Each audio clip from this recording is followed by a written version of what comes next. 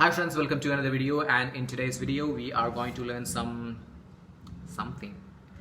നമ്മുടെ അമേരിക്കൻ സ്വാതന്ത്ര്യ സമരം അല്ലെന്നുണ്ടെങ്കിൽ അമേരിക്കൻ വിപ്ലവം എന്നൊക്കെ പറയുന്ന ചാപ്റ്ററിന്റെ കുറച്ച് കണ്ടന്റ്സ് ആണ്. അതായത് മെയിൻ ആയിട്ട് നമ്മൾ അറിഞ്ഞിരിക്കേണ്ട കുറച്ച് കാര്യങ്ങളാണ് ഈ ഒരു ലെസണിൽ പഠിക്കുന്നത്. ഓൾറെഡി നമ്മൾ വീഡിയോസ് ചെയ്തിട്ടുണ്ടായിരുന്നു. അമേരിക്കൻ സ്വാതന്ത്ര്യ സമരം എന്ന് പറഞ്ഞിട്ടുള്ള ഒരു വീഡിയോ PDF-ന്റെ സ്ക്രീൻഷോട്ട് ഒക്കെ വെച്ചിട്ട് നമ്മൾ ചെയ്തിട്ടുണ്ടായിരുന്നു. സോ ഇതിൽ പറയുന്നത്, ഈ ഒരു വീഡിയോയിൽ പറയുന്ന നമ്മൾ ബേസിക് ആയിട്ടുള്ള കാര്യങ്ങൾ, എന്തൊക്കെ കാര്യങ്ങളാണ് ഈ അമേരിക്കൻ വിപ്ലവത്തിന്റെ കൂടെ നമ്മൾ മനസ്സിലാക്കി വെക്കേണ്ടത് എന്നുള്ളതാണ്. And one more thing, English medium എഴുതുന്ന കുട്ടികളാണെന്നുണ്ടെങ്കിൽ തീർച്ചയായിട്ടും കഥ മനസ്സിലാക്കി വെക്കുക. എന്താണ് ഈ വിപ്ലവത്തിന്റെ മെയിൻ ആയിട്ടുള്ളൊരു ജസ്റ്റ് അല്ലെങ്കിൽ അതിന്റെ ജ്യൂസ് എന്താണെന്നുള്ളത് മനസ്സിലാക്കി വെക്കുക. ആൻഡ് അതിന്റെ കുറച്ച് വേർഡ്സും കാര്യങ്ങളൊക്കെ മനസ്സിലാക്കി വെച്ച് കഴിഞ്ഞാൽ you can create and write. നിങ്ങൾക്ക് സ്വന്തമായിട്ട് ഉണ്ടാക്കി എഴുതാനൊക്കെ ആയിട്ട് പറ്റും. തീർച്ചയായിട്ടും ഇപ്പോൾ റവല്യൂഷൻ, പ്രൊട്ടസ്റ്റ്, ഇത്തരത്തിലുള്ള വേർഡുകളൊക്കെ നിങ്ങൾ മനസ്സിലാക്കി വെച്ച് കഴിഞ്ഞാൽ നിങ്ങൾക്കും സെൽഫായിട്ട് ഉണ്ടാക്കി എഴുതാവുന്നതേ ഉള്ളൂ. ഓക്കെ, അപ്പോൾ ഇതിന്റെ കഥ മനസ്സിലാക്കി വെക്കാം. ഫസ്റ്റ് ഓഫ് ഓൾ ഇതിൽ പറയുന്നത് കുമാരനാശാന്റെ ഒരു സംഭവം, ഒരു അത് കൊടുത്തിട്ടുണ്ട്. സ്വാതന്ത്ര്യം തന്നെ അമൃതം, സ്വാതന്ത്ര്യം തന്നെ ജീവിതം, പാരതന്ത്ര്യ മാനികൾക്ക് മൃഗജീവനം. അപ്പൊ അതായത് സ്വാതന്ത്ര്യം ഇല്ലാന്നുണ്ടെങ്കിൽ നമ്മൾ പറയാറുണ്ട്, കൂട്ടിലിട്ട തത്തയുണ്ടല്ലോ, തത്തയ്ക്ക് സ്വാതന്ത്ര്യം കിട്ടുക എന്നുള്ളതാണ് വലിയൊരു, എത്ര വലിയ സ്വർഗത്തിലാണെന്നുണ്ടെങ്കിലും അല്ലെങ്കിൽ സ്വർണത്തിന്റെ കൂടാണെന്നുണ്ടെങ്കിലും തത്തയ്ക്ക് എന്ത് വേണം? തത്തയ്ക്ക് ഫ്രീ ആയിട്ട് പാറി പറന്ന് നടക്കണം. അതാണ് തത്തയുടെ താല്പര്യം. അതുപോലെ തന്നെയാണ് മനുഷ്യന്മാരും. ഇപ്പൊ നമുക്കറിയാം, കൊറോണ വൈറസും കോവിഡും അതും ഇതൊക്കെ വന്നപ്പോൾ ഒരുപാട് പേര് ക്വാറന്റൈനിലാണ്. അപ്പൊ അവരുടെ ആഗ്രഹം എന്ന് വെച്ചാൽ എങ്ങനെയെങ്കിലും ഒന്ന് പുറത്തേക്ക് പോകുക എന്നുള്ളതാണ്. ഇപ്പൊ നമ്മൾ കഴിഞ്ഞ ആഴ്ച കണ്ടിരുന്ന ഒരാള്, എന്താണ്, നഴ്സുമാരൊക്കെ പിടിക്കാൻ നോക്കുന്ന സമയത്ത് ആള് സ്കൂട്ടായി ഓടിപ്പോയി. അപ്പോൾ ഇത് പേടി കൊണ്ടാണ്. അതായത് പേടി എന്ന് വെച്ചാൽ ഇത്രയേ ഉള്ളൂ, ഒരുപാട് ദിവസങ്ങളിൽ ഒരു 10-24 ദിവസത്തോളം ക്വാറന്റൈനിൽ കിടക്കുക എന്നൊക്കെ പറഞ്ഞാൽ ഇത്തിരി ബോറിംഗ് ആയിട്ടുള്ള പരിപാടിയാണ്. അതുകൊണ്ടാണ്. അപ്പോൾ സ്വാതന്ത്ര്യമാണ് മനുഷ്യന്മാർക്ക് പരമോന്നതമായിട്ട് വേണ്ടത്. ഏറ്റവും മെയിൻ ആയിട്ട് വേണ്ടത് സ്വാതന്ത്ര്യം തന്നെയാണ്. അപ്പൊ അതിനെ കുറിച്ചിട്ട് മഹാകവി കുമാരനാശാന്റെ കുറച്ച് ഡയലോഗ്സ് അവിടെ കൊടുത്തിട്ടുണ്ട്, കോട്ട്സ് അവിടെ കൊടുത്തിട്ടുണ്ട്. ഒരു പോയമാണ്, പോയത്തിന്റെ വരികളാണ് അവിടെ കൊടുത്തിട്ടുള്ളത്. ആദ്യം തന്നെ നമ്മൾ മനസ്സിലാക്കേണ്ടത് വിപ്ലവം എന്നാൽ എന്താണ്, അല്ലെങ്കിൽ റവല്യൂഷൻ എന്നാൽ എന്താണ് എന്നുള്ളതാണ് നമ്മൾ ആദ്യമായിട്ട് മനസ്സിലാക്കേണ്ടത്. നിലവിലുള്ള ഭരണ വ്യവസ്ഥിതിയോ അല്ലെങ്കിൽ സാമൂഹിക വ്യവസ്ഥിതിയോ സാമ്പത്തിക വ്യവസ്ഥിതിയോ എന്തെങ്കിലും ടൈപ്പ് ഓഫ് സിറ്റുവേഷൻ, നമ്മുടെ നിലവിലുള്ള സിറ്റുവേഷൻ അവിടുത്തെ ജനസമൂഹത്തിന്, അവിടുത്തെ സൊസൈറ്റിക്ക് താല്പര്യമില്ല എന്നുണ്ടെങ്കിൽ അവർ പുതിയ ഒരു സിസ്റ്റത്തിന് വേണ്ടിയിട്ട്, പുതിയ ഒരു വ്യവസ്ഥിതിക്ക് വേണ്ടിയിട്ട് മേ ബി സമരം ചെയ്യാം, അല്ലെന്നുണ്ടെങ്കിൽ എന്തെങ്കിലും നിവേദനം കൊണ്ടു കൊടുക്കാം. എങ്ങനെ ആയിക്കോട്ടെ, അവർക്ക് ആ നിലവിലുള്ള ഭരണ വ്യവസ്ഥിതിയോട് അല്ലെങ്കിൽ ആ ഒരു സിസ്റ്റത്തിനോട് അവർക്ക് താല്പര്യമില്ല. They want something new. അവർക്ക് പുതിയതായിട്ട് എന്തെങ്കിലും വേണം എന്നുള്ള രീതിയിൽ അവർ ചിലപ്പോൾ, ഞാൻ പറഞ്ഞു, നിവേദനം കൊടുക്കാം, അല്ലെന്നുണ്ടെങ്കിൽ എന്താ പറയുക, പ്രതിഷേധങ്ങൾ ചെയ്യാം, സമരങ്ങൾ ചെയ്യാം. ഇത്തരത്തിൽ നിലവിലുള്ള ഭരണ വ്യവസ്ഥിതിയെ മാറ്റിമറിക്കുന്ന ഒന്നിനെയാണ് നമ്മൾ റവല്യൂഷൻ എന്ന് പറയുക. അപ്പോൾ റവല്യൂഷൻ കഴിഞ്ഞ് കഴിഞ്ഞാൽ എന്തുണ്ടായി? നമ്മൾ മുന്നേ ഉണ്ടായിരുന്ന സംഭവമൊക്കെ മാറ്റിമറിച്ചിട്ട് പുതിയ സംതിങ് എന്തെങ്കിലുമൊക്കെ ന്യൂ ഉണ്ടാകുന്നതിനെയാണ് നമ്മൾ റവല്യൂഷൻ എന്ന് പറയുന്നത്. നമ്മൾ പഠിച്ചിട്ടുണ്ട് ഹരിത വിപ്ലവം, ഗ്രീൻ റവല്യൂഷൻ, പിന്നെ എന്താണ്, വൈറ്റ് റവല്യൂഷൻ. ഇതൊക്കെ നമ്മൾ പഠിച്ചിട്ടുള്ളതാണ്. ധവള വിപ്ലവം എന്നൊക്കെ പറഞ്ഞിട്ട്. ഹരിത റവല്യൂഷൻ അല്ല, ഗ്രീൻ റവല്യൂഷൻ എന്ന് പറയുന്നത് നമ്മുടെ അഗ്രികൾച്ചർ മേഖലയിൽ ഉണ്ടായിട്ടുള്ള വളരെ ഉന്നതമായിട്ടുള്ള കുറെ കാര്യങ്ങളിലേക്കാണ് നമ്മൾ ഗ്രീൻ റവല്യൂഷൻ എന്ന് പറയുന്നത്. പുതുതായിട്ട് കണ്ടുപിടിച്ചിട്ടുള്ള മെഷീൻസ്, ഇതിനൊക്കെയാണ് നമ്മൾ ഗ്രീൻ റവല്യൂഷൻ എന്ന് പറയുന്നത്. അപ്പോൾ റവല്യൂഷൻ ഇത്രയേ ഉള്ളൂ, പുതിയതായിട്ടുള്ള സംഭവം ഉണ്ടാക്കുക. അതായത് പഴയതിലൊക്കെ തല്ലിപ്പൊളിച്ച് കളഞ്ഞിട്ട് പുതിയൊരു സംഭവത്തിൽ ഉണ്ടാക്കുന്നതാണ് നമ്മൾ റവല്യൂഷൻ എന്ന് പറയുന്നത്. അപ്പോൾ റവല്യൂഷൻ എന്താണെന്ന് മനസ്സിലായാലും, റവല്യൂഷൻ ഇംഗ്ലീഷുകാർ മനസ്സിലാക്കുക, റവല്യൂഷൻ മലയാളംകാർ വിപ്ലവങ്ങൾ. ഓക്കെ, ഇനി നമുക്ക് അമേരിക്കൻ സ്വാതന്ത്ര്യ സമരം, ആ ഒരു സ്വാതന്ത്ര്യ സമരം മാത്രമാണ് ഇപ്പോൾ പറയുന്നത്. അതിനുശേഷം നമുക്ക് അടുത്ത വീഡിയോയിൽ അടുത്ത സ്വാതന്ത്ര്യ സമരം പറയാം. ഓക്കെ, അതിൽ ആദ്യം തന്നെ ഒരു കോട്ട് കൊടുത്തിട്ടുണ്ട്, പ്രാതിനിധ്യമില്ലാതെ നികുതിയില്ല. പ്രാതിനിധ്യം വെച്ച് കഴിഞ്ഞാൽ നോ ടാക്സേഷൻ വിത്തൗട്ട് റെപ്രസെന്റേഷൻ. അതായത് ഞങ്ങൾക്ക് ഭരണത്തിൽ ഞങ്ങളെ കൂട്ടുന്നില്ലെങ്കിൽ ഒരിക്കലും ഒരു തരത്തിലുള്ള നികുതിയും തരാനായിട്ട് ഞങ്ങൾ തയ്യാറല്ല എന്നാണ് ഈ ഒരു കോട്ടിൽ പറയുന്നത്. ഓക്കെ, അപ്പോൾ ഇതൊക്കെ നടക്കുന്നത്, അമേരിക്കൻ വിപ്ലവം നടക്കുന്നത് 18-ാം നൂറ്റാണ്ടിലാണ് എന്ന് മനസ്സിലാക്കി വെക്കുക. 18-ാം നൂറ്റാണ്ടിന്റെ രണ്ടാം പകുതിയിൽ, അതിൻ്റെയൊക്കെ ഏകദേശം പകുതിയായിട്ട് മുഴുങ്ങിക്കേട്ട ഒരു ഡയലോഗായിരുന്നു, അല്ലെങ്കിൽ മുഴുങ്ങിക്കേട്ട ഒരു മുദ്രാവാക്യമായിരുന്നു, ഒരു കോട്ടായിരുന്നു, പ്രാതിനിധ്യമില്ലാതെ നികുതിയില്ല. There is no taxation without representation എന്ന് പറയുന്നത് ഇംഗ്ലീഷുകാർ നോട്ട് ചെയ്യുക. ഓക്കെ, അപ്പോൾ എന്തൊക്കെ കാര്യങ്ങൾ നമുക്ക് അവിടുന്ന് മനസ്സിലാക്കാൻ പറ്റുന്ന, അവിടുന്ന് ഭരണ പങ്കാളിത്തം ഉണ്ടായിരുന്നില്ല, മനുഷ്യന്റെ അവകാശങ്ങളൊക്കെ നിഷേധിക്കപ്പെട്ടിരുന്നു എന്ന് പറയാം. ഹ്യൂമൻ റൈറ്റ്സ് എന്ന് ഡിനൈ ചെയ്തിരുന്നു, നിഷേധിക്കപ്പെട്ടിരുന്നു. അതുപോലെ തന്നെ ഭരണ പങ്കാളിത്തം ഉണ്ടായിരുന്നില്ല, റെപ്രസെന്റേഷൻ ഉണ്ടായിരുന്നില്ല ഭരണ വ്യവസ്ഥയിൽ. അല്ലെന്നുണ്ടെങ്കിൽ ഭരണത്തിൽ അവർക്ക് യാതൊരു, കോമൺ ആയിട്ടുള്ള ആളുകൾക്ക് യാതൊരു തരത്തിലുള്ള റെപ്രസെന്റേഷനും ഭരണ പങ്കാളിത്തം ഉണ്ടായിരുന്നില്ല എന്നുള്ളത് മനസ്സിലാക്കാൻ പറ്റും. ഓക്കെ, അപ്പോൾ എന്തൊക്കെയാണ് ഈ പറയുന്ന പ്രക്ഷോഭത്തിന് ഇടയാക്കിയിട്ടുള്ള സാഹചര്യങ്ങൾ എന്ന് നോക്കാം. 16-ാം നൂറ്റാണ്ട് കേട്ടോ. അപ്പൊ ഇനി പറയാൻ പോകുന്നത് 16-ാം നൂറ്റാണ്ടിൽ എന്തുണ്ടായിരുന്നുള്ളത്. ഇത് ഈ മുഴങ്ങിക്കേട്ട സംഭവം 18-ാം നൂറ്റാണ്ടിലാണ്. 16-ാം നൂറ്റാണ്ടിന്റെ ആരംഭം മുതൽ, 16-ാം നൂറ്റാണ്ടിന്റെ തുടക്കം മുതൽ തന്നെ യൂറോപ്യ എന്ന് പറയുന്ന ഒരു സ്ഥലത്ത് നിന്ന് വടക്കേ അമേരിക്കയിലേക്ക് ജനങ്ങൾ കുടിയേറാനായിട്ട് തുടങ്ങി. കുടിയേറാൻ എന്നുള്ളത് മൈഗ്രേറ്റ് ചെയ്യാനാണ് പറയുന്നത്, ഇംഗ്ലീഷിൽ മൈഗ്രേറ്റ് ചെയ്യാനായിട്ട് തുടങ്ങി. അപ്പോൾ ഇവരുടെ മൈഗ്രേറ്റ് ചെയ്യുന്നത് ഇപ്പോൾ നമ്മൾ ഇന്ത്യയിൽ നിന്ന് ഒരുപാട് ആളുകൾ വേറൊരു സ്ഥലത്തേക്ക് മൈഗ്രേറ്റ് ചെയ്യുക എന്നതുകൊണ്ട് ഉദ്ദേശിക്കുന്നത് എത്രയേ ഉള്ളൂ, ഇവിടെ എന്തെങ്കിലും തരത്തിലുള്ള യുദ്ധമായിരിക്കാം, പോവർട്ടി ആയിരിക്കാം, ദാരിദ്ര്യം, വാറ്, യുദ്ധം, എന്തെങ്കിലും തരത്തിലുള്ള ഡിസ്കംഫർട്ട് ഫീൽ ചെയ്യുന്ന സമയത്ത് ഇവിടെ നിന്ന് ആളുകൾ മറ്റൊരു സ്ഥലത്തേക്ക് പലായനം ചെയ്യാം, സ്കൂട്ടാവുക, വേറെ സ്ഥലത്തേക്ക് പോകുക. ഇതിനാണ് നമ്മൾ മൈഗ്രേഷൻ എന്നതുകൊണ്ട് ഉദ്ദേശിക്കുന്നത്. പക്ഷേ ഇവിടെ നമ്മുടെ യൂറോപ്യൻസ് യൂറോപ്പിൽ നിന്ന് അമേരിക്കയിലേക്ക് ആളുകൾ വന്നത് തീർച്ചയായിട്ടും അവിടെ എന്തെങ്കിലും പ്രശ്നങ്ങൾ ഉണ്ടായിട്ടുള്ളത്. ഇവിടെ വന്നത് ഇവിടുത്തെ ഈ അമേരിക്കയിലേക്ക് വന്നത് അവിടുത്തെ എന്ത് പറയാനായിട്ടാണ്, റിസോഴ്സസ് കൊള്ളയടിക്കാനായിട്ടാണ്, റിസോഴ്സസ് ലൂട്ട് ചെയ്യാനായിട്ടാണ്, അല്ലെങ്കിൽ റിസോഴ്സസ് എക്സ്പ്ലോയിറ്റ് ചെയ്യാനായിട്ടാണ് വന്നത്, വിഭവങ്ങൾ ചൂഷണം ചെയ്യാനായിട്ടാണ് വന്നത്. ഓക്കെ, അപ്പോൾ ഇതായിരുന്നു അവരുടെ മെയിൻ ആയിട്ടുള്ള എയിം എന്ന് പറയുന്നത്, മെയിൻ ഒബ്ജക്റ്റീവ് എന്ന് പറയുന്നത് അവരുടെ വിഭവങ്ങൾ ചൂഷണം ചെയ്യുക അല്ലെങ്കിൽ വിഭവങ്ങൾ കൈയടക്കുക എന്നുള്ളതായിരുന്നു ഇവരുടെ ലക്ഷ്യം. അങ്ങനെ ഇവർ എന്ത് ചെയ്തു, 18ാം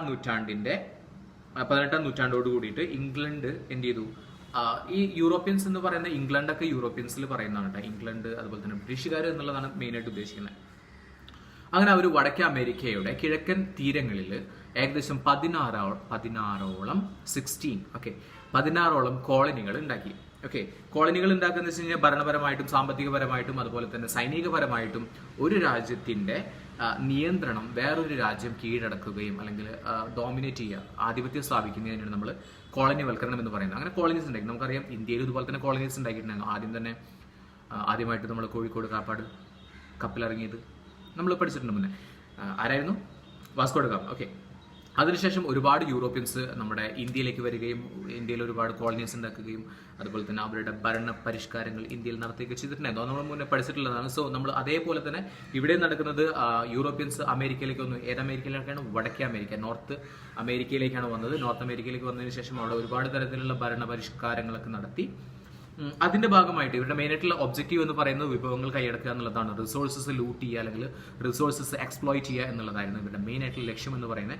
അതിന്റെ ഭാഗമായിട്ട് ഇവർ മെർക്കന്റിലിസ്റ്റ് നിയമങ്ങൾ എന്ന് പറയുന്ന, മെർക്കന്റിലിസ്റ്റ് ലോ എന്ന് പറയുന്ന കുറച്ച് നിയമങ്ങൾ ഉണ്ടാക്കി. അതെന്താണെന്ന് പറയാം. ഇവർ കോളനികൾ ഉണ്ടാക്കിയല്ലോ. ഏകദേശം എത്ര കോളനികൾ ഉണ്ടാക്കി? 13 കോളനികളല്ലേ?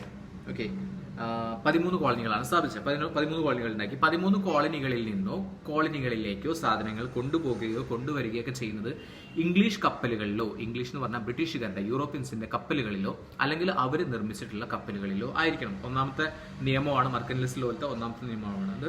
രണ്ടാമത്തത് കോളനികളിലെ നിയമപരമായിട്ടുള്ള പ്രമാണങ്ങൾ, അതുപോലെ തന്നെ വർത്തമാന പത്രങ്ങൾ എന്ന് വെച്ച് കഴിഞ്ഞാൽ ന്യൂസ് പേപ്പേഴ്സ്, അതുപോലെ തന്നെ ലഘുലേഖ, പാംഫ്ലെറ്റ്, ലീഫ്ലെറ്റ്, ഇത് പാംഫ്ലെറ്റ് എന്ന് പറയും. അതുപോലെ തന്നെ ലൈസൻസ്, ഇതിലൊക്കെ ഇംഗ്ലണ്ടിന്റെ മുദ്ര പതിപ്പിക്കണം. നമുക്ക് അറിയാം നമ്മുടെ ഇന്ത്യയുടെ മുദ്രയുണ്ടല്ലോ. നമ്മളിപ്പോൾ സ്റ്റാമ്പ് പേപ്പറൊക്കെ മേടിക്കുന്ന സമയത്ത് ഇന്ത്യയുടെ മുദ്ര ഉണ്ടായിരിക്കും. അതുപോലെ തന്നെ നമ്മൾ നോട്ടൊക്കെ ഉണ്ടല്ലോ, നോട്ടിലും എല്ലാത്തിലും എന്തുണ്ടാവും? ഇന്ത്യയുടെ മുദ്ര ഉണ്ടായിരിക്കും. ഓക്കെ, അതേപോലെ തന്നെ ഇന്ത്യയുടെ മുദ്ര, ഇതാണ് നമ്മുടെ ഇന്ത്യയുടെ മുദ്ര വരുന്നത്. ഓക്കെ, ഇതുപോലത്തെ ഇതാണ് നമ്മുടെ ഇന്ത്യയുടെ ഒരു മുദ്രയായിട്ട് വരുന്നത്. ഇത്തരത്തിലുള്ള മുദ്രകൾ എന്ത് ചെയ്യണം? പതിപ്പിക്കണം എന്ന് പറഞ്ഞു. അതുപോലെ തന്നെ കോളനികളിലേക്ക് ഇറക്കുമതി ചെയ്യുന്ന തേയില, ഗ്ലാസ്, കടലാസ് തുടങ്ങിയവയ്ക്ക് ഇറക്കുമതി ചുങ്കം നൽകണം. ഇറക്കുമതി ചുങ്കം എന്ന് വെച്ച് കഴിഞ്ഞാൽ ഇമ്പോർട്ട് ടാക്സ്, ഇമ്പോർട്ട് ചെയ്യുന്നില്ല, ഇറക്കുമതി ചെയ്യുന്ന കഴിഞ്ഞാൽ ഇങ്ങോട്ട് കൊണ്ടുവരുന്നതിനാണ് ഇറക്കുമതി ചെയ്യാന്ന് പറയാം. അപ്പോൾ അവർക്ക് എന്ത് കൊടുക്കണം? അവർക്കല്ല, അവയ്ക്ക്. എന്താണ്? തേയില, ഗ്ലാസ്, കടലാസ്, ഇതൊക്കെ ഇങ്ങോട്ട് കൊണ്ടുവരുന്നതാണ്. ഇവിടെ നമുക്കത് നിർമ്മിക്കുന്നുണ്ടാവില്ല. അതുകൊണ്ട് തന്നെ ഈ കോളനികളിലേക്ക് കൊണ്ടുവരുന്ന ഈ സാധനങ്ങൾക്ക് ഇറക്കുമതി ചുങ്കം അല്ലെങ്കിൽ ഇമ്പോർട്ട് ടാക്സ് കൊടുക്കണം. പിന്നെ കോളനികളിൽ ഉൽപ്പാദിപ്പിച്ചിരുന്ന പഞ്ചസാര, കമ്പിളി, പരുത്തി, പുകയില തുടങ്ങിയവ ഇംഗ്ലണ്ടിലേക്ക് മാത്രമേ കയറ്റേക്കാൻ പാടുള്ളൂ. എന്ന് പറഞ്ഞാൽ എന്താണ്? ഇംഗ്ലണ്ടുകാർ പറയുന്ന പൈസയ്ക്ക് ഈ സാധനങ്ങളൊക്കെ അവർക്ക് വിൽക്കേണ്ടി വരും എന്നുള്ളൊരു അവസ്ഥ കൂടി അവിടെ ഉണ്ടായിരുന്നു. വേറൊരു രാജ്യത്ത് വിൽക്കാൻ പറ്റില്ല. അവർ പറഞ്ഞിട്ടുള്ളത് ഇംഗ്ലണ്ടിലേക്ക് മാത്രം അയക്കാൻ പറ്റുള്ളൂ. അപ്പോൾ അതുകൊണ്ട് തന്നെ ഇംഗ്ലണ്ടുകാർ പറയുന്ന പൈസയ്ക്ക് ഈ സാധനങ്ങളൊക്കെ കൊടുക്കേണ്ടി വരും. പിന്നെ അത് മാത്രമല്ല, കോളനിയിൽ നിലനിർത്തിയിട്ടുള്ള ഇംഗ്ലീഷുകാരുടെ കുറെ ആൾക്കാർ, ഇംഗ്ലീഷുകാരുടെ സൈന്യത്തിനെ ആ കോളനികളിൽ ഏർപ്പെടുത്തിയിട്ടുണ്ടായിരുന്നു. അപ്പോൾ അവർക്ക് ആവശ്യമായിട്ടുള്ള ഭക്ഷണം, അതുപോലെ തന്നെ താമസ സൗകര്യം, ഇതൊക്കെ കോളനിക്കാർ ഒരുക്കി കൊടുക്കണം എന്ന് പറഞ്ഞു. ഓക്കെ, അപ്പോൾ കോളനിക്കാർക്ക് സന്തോഷമായിട്ടുണ്ടാവില്ലേ? അല്ല, അവർക്ക് ഭയങ്കരമായിട്ട് എന്തായി, അവരുടെ ലൈഫ് ആകുണ്ടേ. കാരണം അവരുടെ നല്ല രീതിയിൽ പോയിരുന്ന ജീവിതത്തിന്റെ ഇടയിൽ വന്നിട്ട് ഒരു കോളനികൾ ഉണ്ടാക്കി, എന്നിട്ട് ഇവരുടെ നിയമങ്ങൾ കൊണ്ടുവന്നു. ഒരുപാട് തരത്തിലുള്ള ആളുകളെ കഷ്ടപ്പെടുത്തുന്ന തരത്തിലുള്ള നിയമങ്ങളൊക്കെ കൊണ്ടുവന്നു. അപ്പൊ ഇതിന്റെ പ്രതിഷേധം എന്നോണം, ഇതിന്റെ പ്രതിഷേധം എന്നോണം എന്ത് ചെയ്തു? ഒരു കാര്യം പറഞ്ഞിട്ടുണ്ടായിരുന്നു, തേയില ഉണ്ടല്ലോ, തേയില ഇവിടേക്ക് ഇമ്പോർട്ട് ചെയ്തിരുന്നതാണ്, ഇവിടേക്ക് കൊണ്ടുവന്നിരുന്നതാണ്. അപ്പോൾ ഇമ്പോർട്ട് ടാക്സ് കൂടുതലാക്കിയിട്ടുണ്ടായിരുന്നു. അപ്പോൾ അതിന്റെ പ്രതിഷേധാർത്ഥം ഇവരെന്ത് ചെയ്തു, 1773, ഒന്ന് ആലോചിച്ച് വെക്കുക, ബോസ്റ്റൺ ടീ പാർട്ടിയാണ് പറയുന്നത് കേട്ടോ. ബോസ്റ്റൺ ടീ പാർട്ടി, ബോസ്റ്റൺ എന്ന് പറയുന്ന ഒരു സംഭവമല്ല, ഒരു സ്ഥലമാണ് ബോസ്റ്റൺ ടീ പാർട്ടി. ബോസ്റ്റൺ എന്ന് പറയുന്ന ഒരു സ്ഥലമാണ്. ടീ പാർട്ടി നമുക്കറിയാം, ചായയൊക്കെ കുടിച്ചിട്ട് പാർട്ടി നടത്തുള്ളൂ. ഇതിനാണ് ടീ പാർട്ടി എന്ന് പറഞ്ഞത്. പക്ഷേ ഈ പാർട്ടിയല്ല ഇവിടുത്തെ പാർട്ടി വേറെ പാർട്ടി. ബോസ്റ്റൺ ടീ പാർട്ടി എന്ന് പറയുന്നത് ബോസ്റ്റൺ എന്ന് പറയുന്ന ഒരു സ്ഥലമാണ്. അവിടെ ഒരു തുറമുഖം ഉണ്ടായിരുന്നു. തുറമുഖം എന്ന് പറയുന്നത് നമ്മൾ ഹാർബർ എന്ന് പറയാം.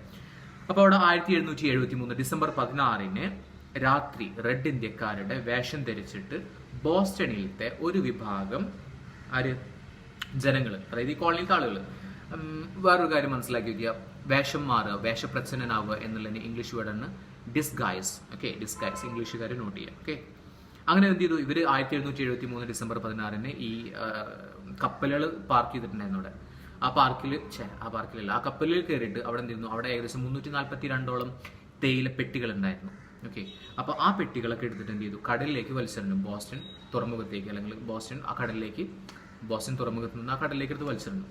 അപ്പോൾ ഇതിനെയാണ് ബോസ്റ്റൺ ടീ പാർട്ടി എന്ന് പറയുന്നത്. അല്ലാതെ എല്ലാവരും കൂടി ഇന്ന് ചായ കുടിച്ചതിനുള്ള ടീ പാർട്ടി എന്ന് പറയുന്നത്. സാധാരണ ഇതിൽ ടീ പാർട്ടി എന്ന് പറഞ്ഞാൽ ചായ കുടിക്കുന്നതിനാണ്. പക്ഷേ ബോസ്റ്റൺ ടീ പാർട്ടി എന്ന് പറയുന്നത് എന്തിനു വേണ്ടിയിട്ടായിരുന്നു, അമേരിക്കയുടെ മേൽ ഇംഗ്ലണ്ടുകാർ തേയിലയിന്മേൽ കൂടുതലായിട്ട് നികുതി ചുമത്തിയപ്പോൾ ഇവർക്ക് അത് വല്ലാണ്ട് പിടിച്ചില്ല. കാരണം ഇമ്പോർട്ട് ചെയ്യുന്ന സംഭവമാണ്, പക്ഷെ ഓവറായിട്ട് ടാക്സ് കൊടുക്കാന്ന് വെച്ച് കഴിഞ്ഞാൽ വില കൂടും. അപ്പോൾ അത്തരത്തിലുള്ള ഒരു സംഭവത്തിന്റെ പ്രതിഷേധാർത്ഥമാണ് എന്ത് ചെയ്തത്, ബോസ്റ്റൺ ടീ പാർട്ടി നടത്തിയത്. ബോസ്റ്റൺ ടീ പാർട്ടി 1773 ഡിസംബർ 16 ബോസ്റ്റൺ തുറമുഖത്ത് പാർക്ക് ചെയ്തിരുന്ന കപ്പലിൽ കയറിയിട്ട് ബോസ്റ്റൺ തുറമുഖത്ത് കുറച്ച് ആളുകൾ റെഡ് ഇന്ത്യൻസിന്റെ വേഷം കെട്ടിയിട്ട് 342 ബോക്സ് ഓഫ് തേയിലകൾ എടുത്തിട്ട് എന്ത് ചെയ്തു, നമ്മുടെ കടലിലേക്ക് എടുത്ത് വലിച്ചെറിഞ്ഞു. ഇതിനാണ് ബോസ്റ്റൺ ടീ പാർട്ടി എന്ന് പറയുന്നത്. ഓക്കെ, അപ്പോൾ ആദ്യമായിട്ടുണ്ടായിരുന്ന ഒരു പ്രതിഷേധത്തിന്റെ ഭാഗമായിട്ട് ആദ്യത്തെ പ്രതിഷേധമാണ് ബോസ്റ്റൺ ടീ പാർട്ടി 1773 ഡിസംബർ 16 മനസ്സിലാക്കി വെക്കുക. ഓക്കെ, പിന്നെ അതിനുശേഷം 2 ചിന്തകരുടെ അവിടെ കൊടുത്തിട്ടുണ്ട്, 2 തിങ്കേഴ്സിന്റെ കോട്സ് കൊടുത്തിട്ടുണ്ട്. ജോൺ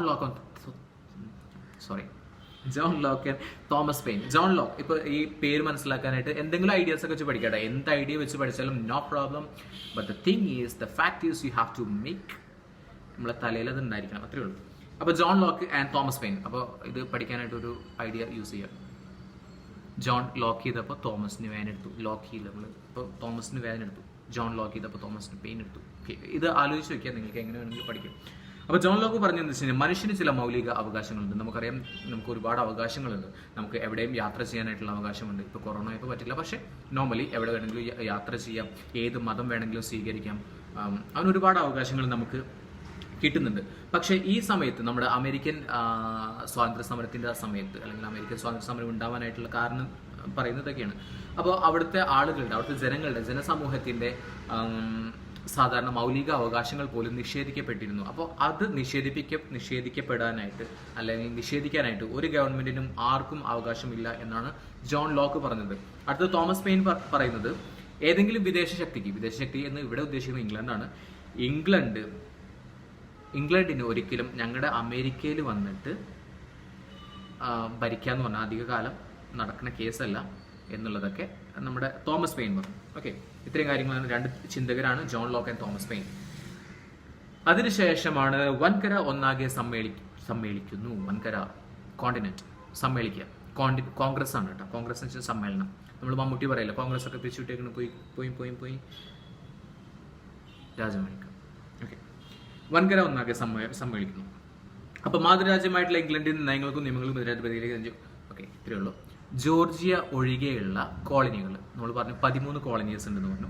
അതിൽ ജോർജിയ ഒഴികെയുള്ള കോളനീസിലത്തെ പ്രതിനിധികൾ എന്ന് വെച്ചാൽ ഇപ്പോൾ നമ്മൾ ലീഡേഴ്സ് അല്ലെങ്കിൽ റെപ്രസെൻറ്റേറ്റീവ്, നമ്മളിപ്പോൾ സ്കൂളിൽ ഒരു മീറ്റിംഗ് നടക്കുന്നുണ്ടെങ്കിൽ അപ്പോൾ എല്ലാ ക്ലാസ്സിലെ പ്രതിനിധികളും പങ്കെടുക്കണം എന്ന് പറഞ്ഞാൽ എല്ലാ കുട്ടികളും പോയിട്ട് പങ്കെടുക്കണം എന്നാണോ? അല്ല, അവിടുത്തെ ക്ലാസ്സിലത്തെ ലീഡർ മാത്രം പങ്കെടുക്കുക. അതേപോലെ തന്നെ 13 കോളനികളിലെയും ലീഡേഴ്സ് തമ്മിൽ എന്ത് ചെയ്തു, ഒന്ന് സമ്മേളിച്ചു. എന്തെങ്കിലുമൊക്കെ കാര്യങ്ങൾ ചർച്ച ചെയ്യാനായിട്ടുള്ള ഒരു മീറ്റിംഗ് ആണ്. അപ്പോൾ ആരും വന്നില്ല, ജോർജിയയിലത്തെ പ്രതിനിധി വന്നില്ല. എന്താ കാരണം എന്തെന്ന് പറയുന്നില്ല. ജോർജിയയിലത്തെ പ്രതിനിധി വന്നില്ല. ബാക്കിയുള്ളവരൊക്കെ വന്നു. 1774 ഫിലാഡൽഫിയ എന്ന് പറയുന്ന സ്ഥലത്ത്